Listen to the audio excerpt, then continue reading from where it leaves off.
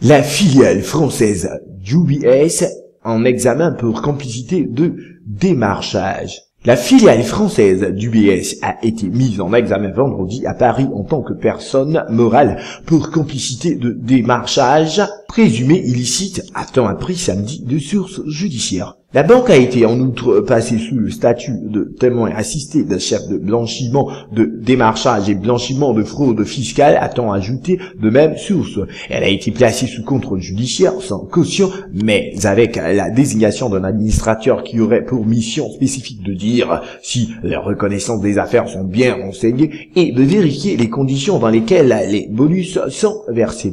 Cette mise en examen est intervenue à l'issue de l'audition du président de cette filiale, Jean-Frédéric Leus. Le parquet de Paris a ouvert le 12 avril dernier une information judiciaire concernant les activités en France d'UBS.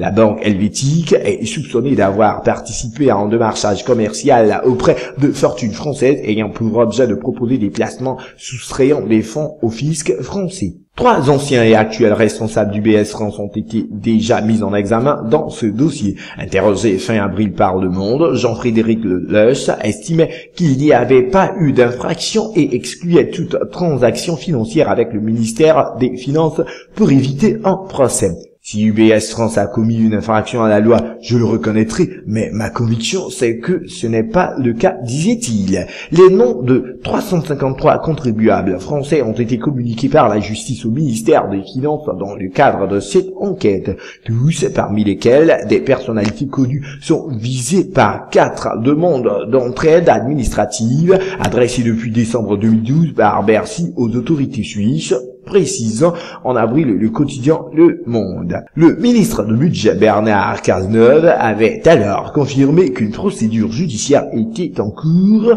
tout en soulignant qu'elles étaient couvertes par le secret de l'instruction et par le secret fiscal. Cette affaire fait suite pour UBS à un premier dossier similaire aux États-Unis en 2009.